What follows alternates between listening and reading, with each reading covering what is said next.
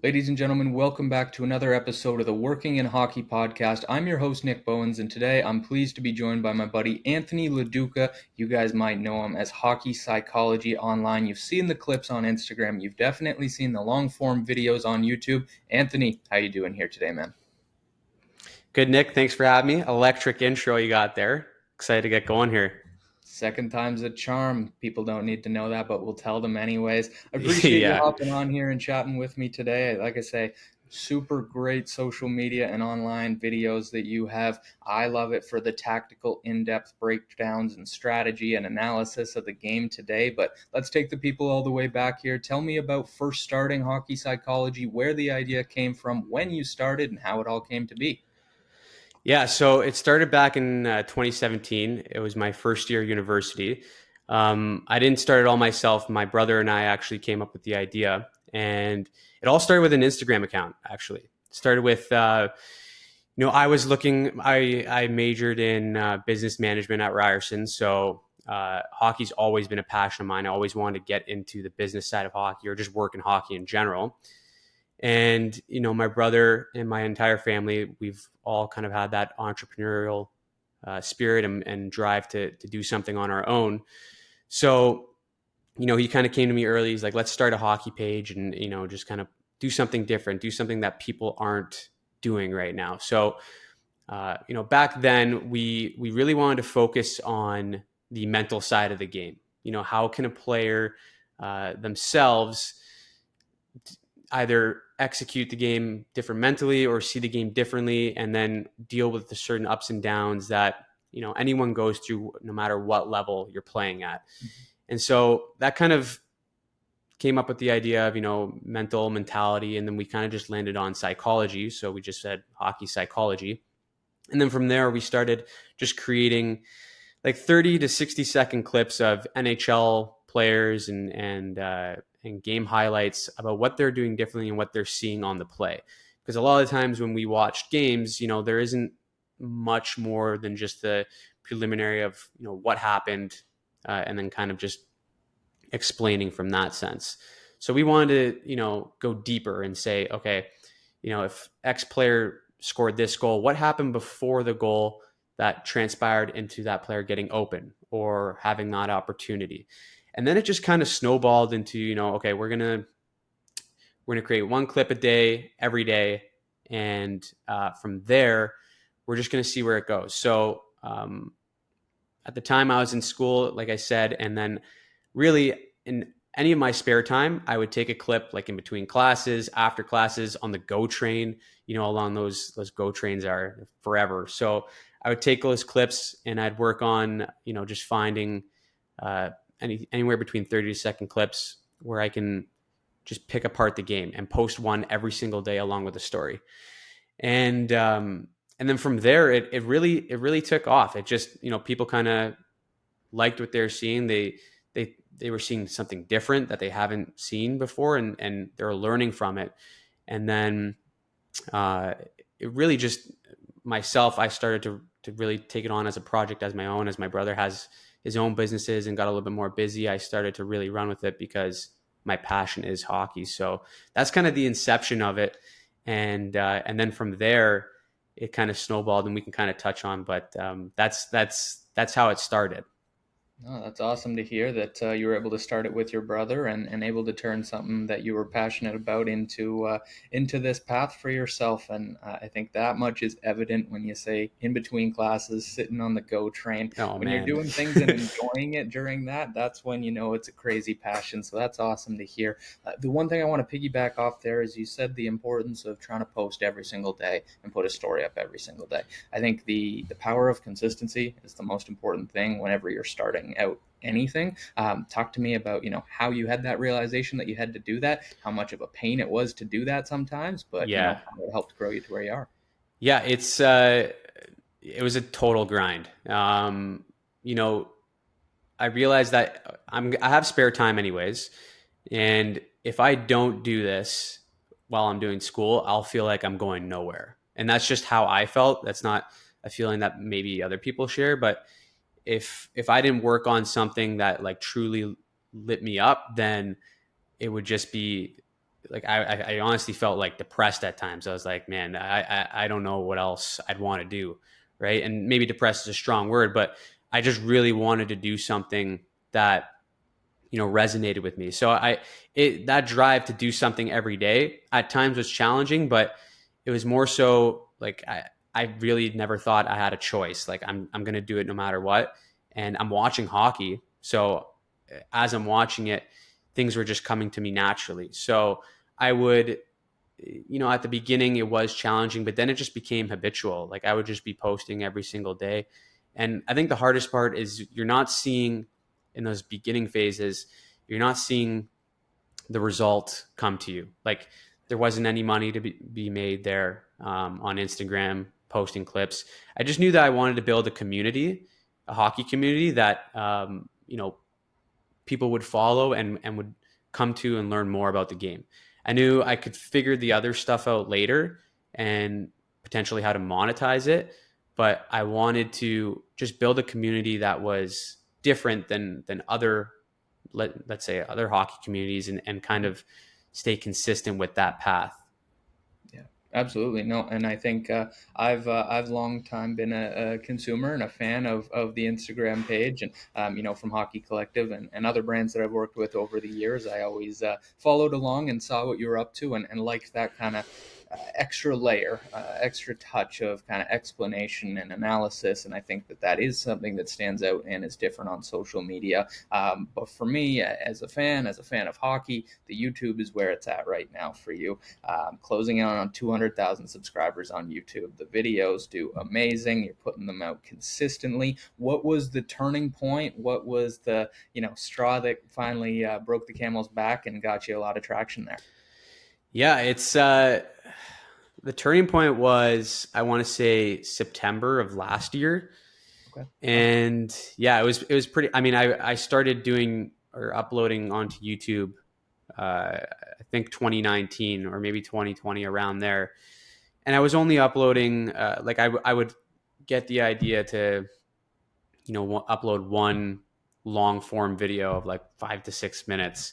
And I'll never forget, my first video was on Nylander and why Leaf fans hate Nylander. Still Um, do. yeah, they still do, some of them, right? And it was just more so. It's funny because going back looking at your older videos, they suck, but you have to start somewhere. Um, and so when I go back and look at that video, it was just kind of like a preliminary breakdown of what he does really well, and why there's a narrative that he doesn't necessarily drive the net or play hard. But if you looked at his goals in that season, he scored, more of his goals 5 to 10 feet from the net than he did, on the perimeter, as people were saying at the time. And so that was the first video, and then I just kind of uploaded. It wasn't very consistent on YouTube. I was uploading maybe once a month, and then in September of last season, I said, okay, you know what? I'm gonna just do the same thing on YouTube as I did on Instagram, and I'm gonna post. I'm gonna try and post every single day. And like, there's a whole bunch of things about the YouTube algorithm, and what does and doesn't work. And I'll be honest with you, I'm still trying to figure it out. Like it's a total crapshoot because YouTube's a giant game. They change it constantly. You just have to end up putting out content that's great, and people will inevitably be funneled in and feel inclined to watch it. But yeah, I at the beginning there, I was just posting every single day at the start of the season. I was doing shorter clips, similar to what I was doing on Instagram, but like 2 to 3 minutes. And then, I'd like to say one video blew up, but it wasn't really that. It was like a couple of videos kind of started to hit its stride. And then last year, I was also working a full-time job.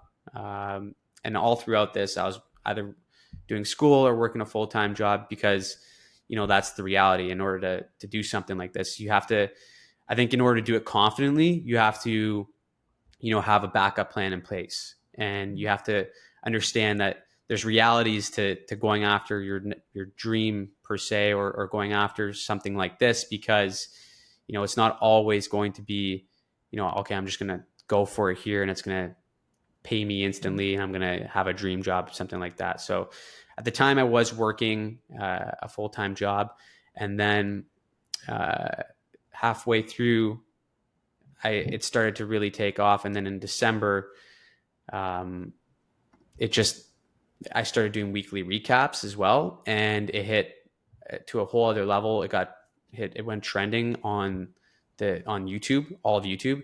I think it was 23rd at one point, which is crazy for hockey because hockey's never on there. It was crazy. Like I had like something like 500,000 views in the first 24 hours, and then from there it kind of kept the ball rolling.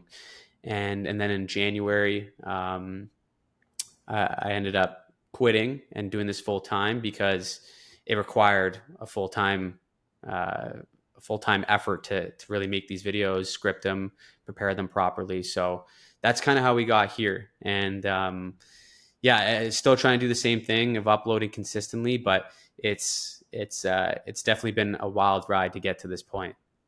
No, that's amazing to hear, and I think there's so many different ways that I could take that response. But I think coming back again to the power of kind of continuously compounding and posting every single day there, that got you the growth on each different platform. Like you said, it's not always the best quality, it's not always the longest video. They can be Yeah. shorter things, but that consistency and just continually putting yourself out there, getting those at bats goes the furthest way, especially in the social media and YouTube side of things.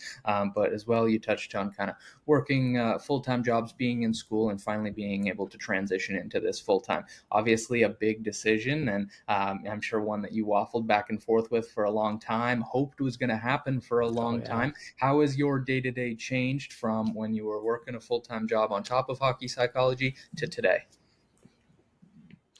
Yeah, it's definitely changed because and to touch on your point, it was a very tough decision, very very tough decision to leave my full time job, um, only because I've always been someone who kind of just takes the more not logistical side, but I just want to have a plan in place.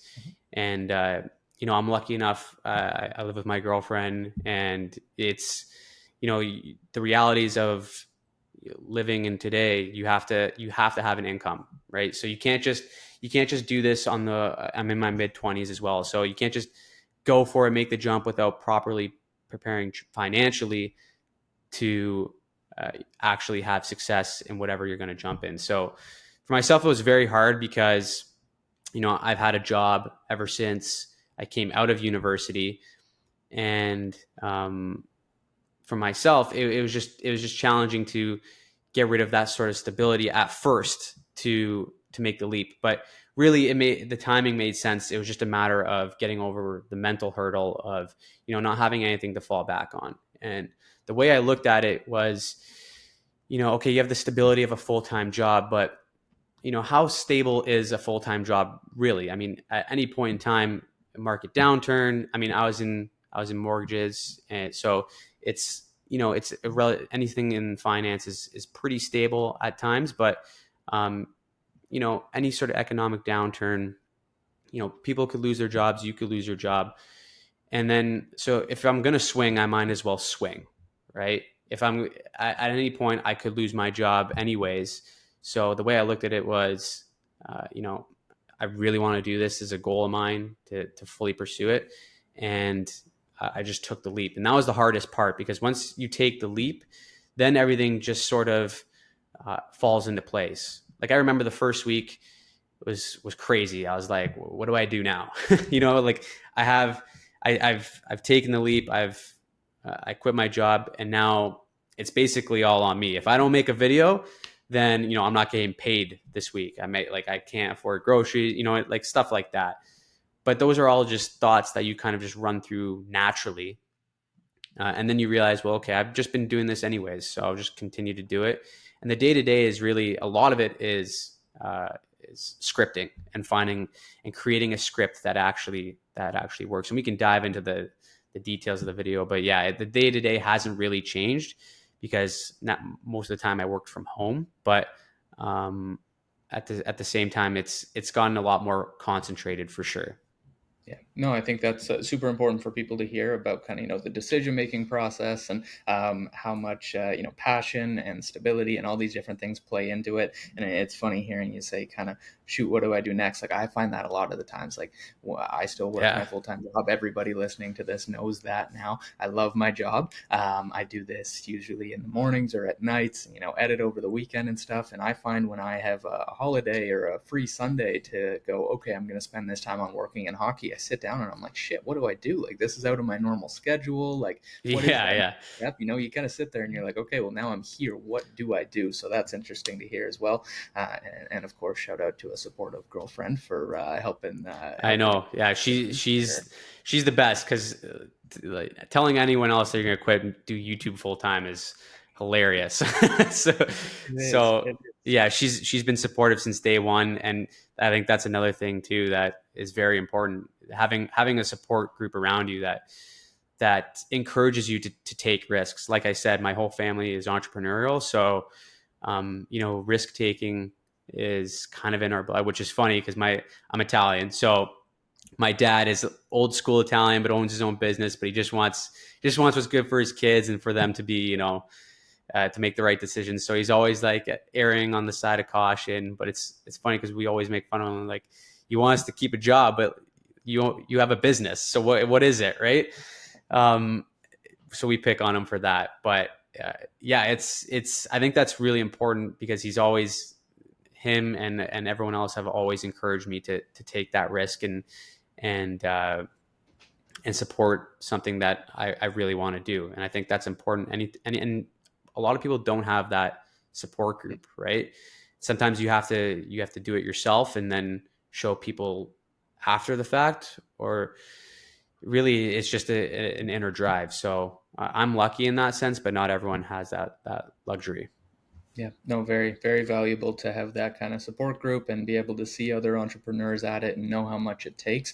You touched on it kind of being weird to tell people that you're a full time YouTuber. So, what does a full time YouTuber do? How much time a day, a week are you spending on scripts versus pulling clips and images for the video versus piecing it all together and press and upload? Give us a look into your day to day, week to week.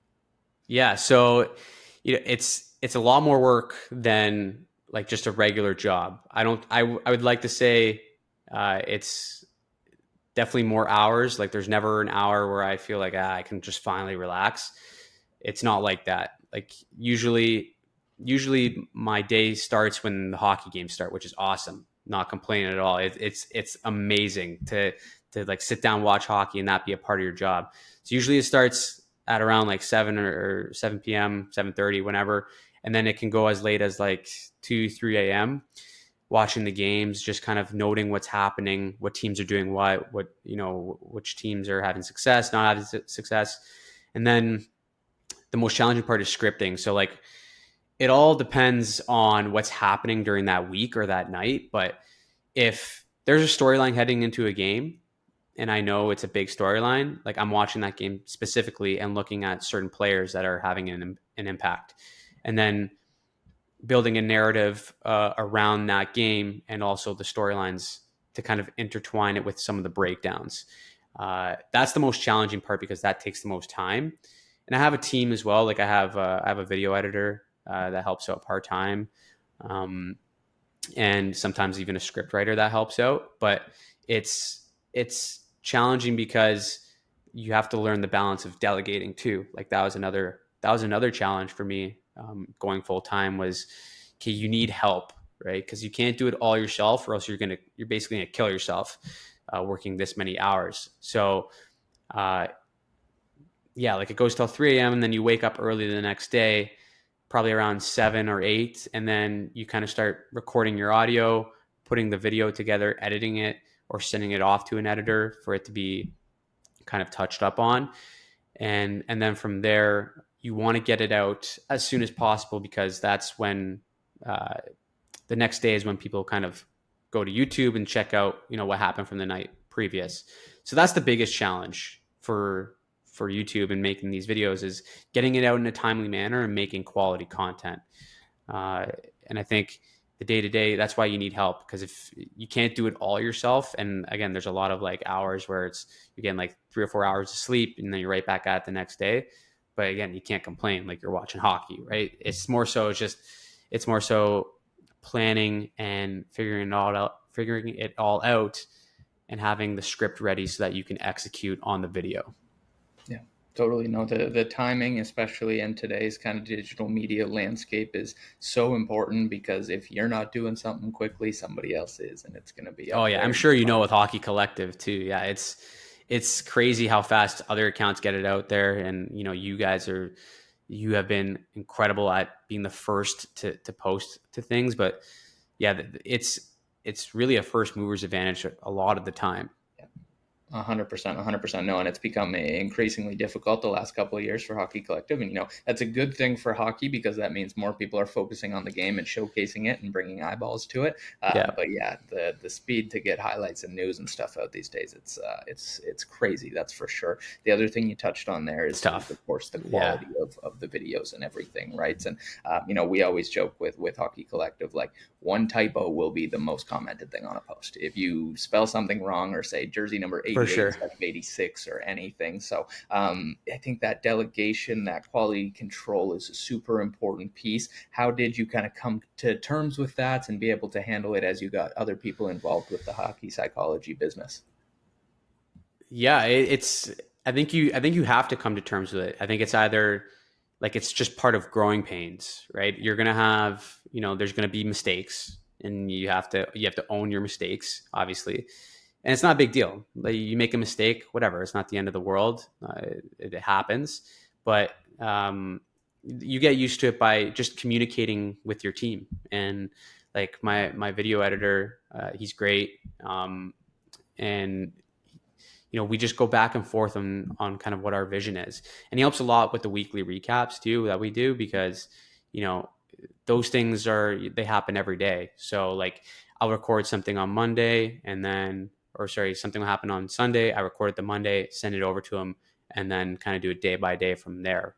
So it's just all about streamlining your work, and making it manageable for both parties, so that there's room for communication when it's time to actually post, or when it's time to actually get it out there and polish it before it does go live. Yeah, absolutely. And you touched on having a video editor now, but earlier days you mentioned, kind of finding a clip and posting it to social media. Did you have editing experience before you started on Instagram in 2017-ish there, or what was your first kind of learn how to post a clip moment? Yeah, that's a good point. I honestly, I never had video editing experience prior to this. Um, and then I just started. I remember I used InShot on Instagram. I don't know if you know what InShot is, Yeah. but it's like the most simple video editing app out there. I just use that to like literally shorten clips, slice some clips together quickly. And then I got really proficient at editing on my phone, which is probably not good for my health or whatever, but I don't really care. But I just got really good at doing it because it's quick. And now I use CapCut for a lot of my edits, because my edits aren't really too involved. Like a lot of it's just splicing and piecing things together in chronological order. So there isn't like a crazy amount of edits. Anything that I do with breakdowns that I like, that where I actually put drawings or anything like that to break down systems, I use Instat. I think you guys have talked about it on the show before, but Instat's really good at having the complete game. So it gives me access to kind of look at clips that aren't necessarily in the highlights, and be like, okay, well, what do you do here on this breakout? What do you do here on his second shift, third shift? And so that there was a real help in terms of taking the content to another level, because you can kind of pick at things that aren't necessarily shown on a regular broadcast. No, for sure. And it's funny to hear you say just the simple platforms. Like I still use those for most of Hockey Collective stuff. I mean, Yeah, CapCut, like we they're the use one that's best. literally called Splice because all you're doing is splicing together a couple of clips. Like those simple things for the speed again that we touched on of needing to get stuff out the door. The speed of editing on your phone is great. Obviously, love Premiere and After Effects and everything for the bigger, juicier highlights like you touched on. But the mobile editing's been a game Yeah. changer the last couple of years. And then you touch on kind of using Instat and looking at breakouts and different power play schemes and all the sort of technical, tactical analysis that you get into with hockey psychology. Where did your understanding of the game come from? Have you always just seen and understood the game really well? Or when did you realize, I know this pretty good, I should talk about it and help others? Yeah, it's funny because I never played at a really high level. I just always gravitated towards the mental side of the game and just and really the nuances of what players do really really well. And so what fascinated me was players that are really talented but didn't necessarily have all the stats to back it up, or they weren't executing to the top of their abilities. And then I watched a lot of hockey, and then you learn from people that are in the industry. You watch YouTube videos of certain structures and certain things, and then you read a whole bunch on it. You read certain books as well. And there's I can't remember the book now, but I think it was I can't remember what it's called, but it's a book where they go and they talk to all of like the most legendary coaches in hockey, and basically how they won their cups and all that stuff. It wasn't really an X's and O's book. It was more so like a managing people book. Yeah. And that was really cool to see, just from a hockey fan perspective, some of the stories that went into some of the greatest matchups we've ever seen in the game, but also how they manage certain players and their coaching philosophies. And then really the X's and O's, I mean, to me, it always fascinated me that hockey is just a big chess game, a really, really fast chess game. Yes. And some guys are so talented that they're probably doing it and it just feels like they're just going out and playing. Or other guys, it feels like they really have to, break it down to the umph degree and be like, okay, what do I do on the half wall here? Right. And how can I execute this at this speed, this quickly, and this efficiently so that we can get the puck out, or we can, get the puck on the power play, whatever it is.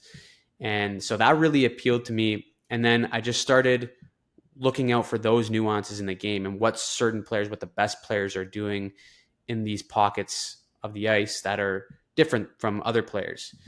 And from there, it just kind of steamrolled to me. All of a sudden, I was looking at it every single day, studying it. And now when I watch games, I think for the past like 3 or 4 years now, it's like I used to watch it from the perspective of the team that I was cheering for as a fan. Now I watch it from the perspective of both teams and how they're trying to expose each other, which is weird to think about because, when I ask some buddies how they watch the game, I don't know how you watch the game, but when you're watching it, are you like, if you're a Leaf fan or whatever, are you watching it just the Leaf players, or are you watching the whole play together? Like it's always fascinated me to hear people's answers in that situation. No, absolutely. I think just through Hockey Collective and covering hockey for so long, I am able to switch that on and off a fair bit, and Yeah. be a biased fan watching my team when I want to, but also just understand the game of tug of war and chess happening on the ice at the same time when I want to there as well. So I totally understand what you're saying there. I feel I have that similar conversation with buddies all the time when we're watching the game, and I'm like, no, that's not what happened. Like, and they're like, yeah, I know, like he's the best player Yeah. ever. All those funny conversations. So that's Yeah. interesting to hear.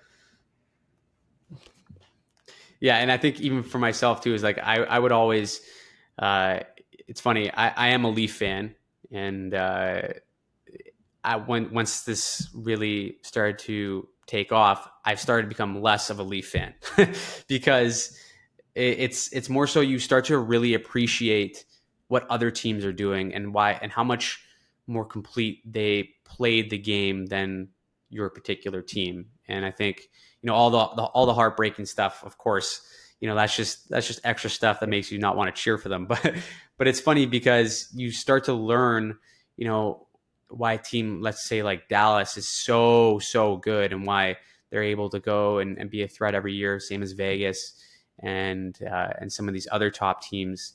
And then you even as a fan, you're like, well, the Leafs have all the talent in the world. Why can't they take that next step? But then you realize it. Of course, it's more than just a 4-player team, and there's stuff that needs to happen all throughout the lineup for them to actually have success. And then you look at goaltending too. It's a whole bunch of factors, but yeah, it's interesting to see how even for myself, my perspective has changed over the years, and especially when watching all these games and all these, it's easy to cheer for other teams because they play the game fundamentally so well that it's like it's hard to not see them winning, like Florida, for example. Yes. Yes. No, 100% agree. And I think that's super interesting to hear, looking at, again, the tactical and understanding how different teams play. And to flip it, honestly, I tell people a lot that I love watching major, junior, and college hockey just as much as I like watching the NHL these days, because those guys still screw up and those guys have raw emotion in their Yeah. shit. Like, they don't know where to be all the time. So guys are getting exposed every single shift instead of maybe once or twice a period like we're seeing in the NHL, right? The NHL is so well coached and systematic, and everything that goes on the ice is all part of a chess game, like you said, that sometimes I like a little break of going and watching a Friday night OHL or college hockey game here, and watching guys screw up their zone coverage and losing track of where they are on the ice, and watching a 7-5 shootout game instead of that, right?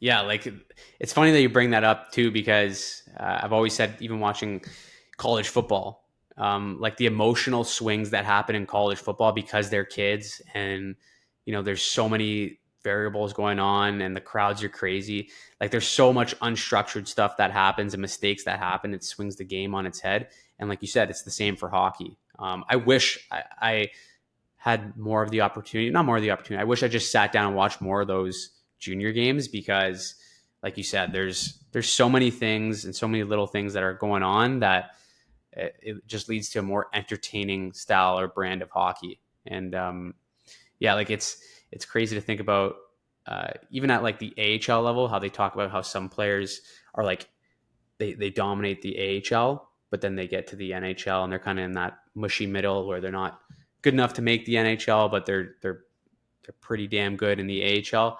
And it's like the difference there is, certain players or there's certain players surrounding them aren't as talented or as structured, whatever it may be. But it's very interesting. Yeah, the Mark Arcobellos and the Cody Fransons of the world. That's who I'm thinking of. Yeah, Cody Franzen, Leaf legend, that guy, eh? Or The Nashville Predator 4A legend. Take your the pick. 4A specialists, the guys who absolutely dominate the AHL, Yeah, and it's like, what's going I on know here? that half clapper like was the shit back in the day.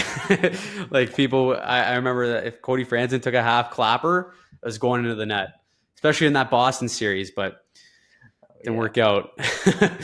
no, still hasn't worked out against Boston. But Anthony, this has been awesome here. I want to No. talk a little bit looking forward now. What is next for you in hockey psychology? Where do you hope to take the business next? Yeah, I think every day is, I'm for myself, I'm taking it day by day, just because uh, for me it's still awesome to do what I do. But I think the next step, um, I want to create almost like a camp, or somewhere, where a platform where we can help players specifically uh, get better at any level, and kind of bring that sort of video coaching aspect to it, and hopefully help players understand the game a little bit more from a fundamental perspective. And I think with how we break down certain videos and certain plays, I think it could interest some players uh, to watch some video, and also learn from some of their favorite players what they're doing in all these little parts of the game that they can kind of implement into their own game. So, we're talking with a couple of hockey camps and coaches about potentially setting something up. So that's very interesting. But for the future of hockey psychology on YouTube and for the brand, I just see it being something where I just want to continue building that community and building a place where, if people are watching the games and something happens, I want people to want to come to hockey psychology right away for the breakdown on it. So if anything big happens in the NHL, what does hockey psychology think about it? Because, um, we're doing breakdowns every day and every week. So that's the dream. And I think, going forward, that's the goal. Super cool. Super cool. Like I say, Anthony, I'm a big fan of the brand. I'm a big fan of the videos that you are making right now, and I'm excited to see what is coming next for you guys over there. Tell the people where they can find you and reach out if they have any questions about the camps, the videos, or otherwise. Yeah, you can always reach out to. You can find us on Instagram, TikTok, and of course YouTube. Hockey Psychology are the places there. On TikTok, it's actually at Hockey Psych. We ran into a little bit of guideline issues with TikTok. There, got in trouble, but you post one hit or one fight, that's it. You're done on TikTok. I know, crazy, because some of the stuff I see on TikTok is nuts, but whatever. Anyways, you can find us there on Hockey Psych on TikTok, Hockey Psychology on Instagram and YouTube. Always feel free to shoot us a DM on Instagram too if you have, if you're a video editor or you want to get involved in some way, shape, or form. DMs are always open. Try to get to them as much as possible. So, that's where you can find us. Perfect. Well, this has been a blast, Anthony. Can't wait to see what's next for you guys. And if you guys like listening to this episode of the Working in Hockey podcast, be sure to like and subscribe, and we'll see you next week.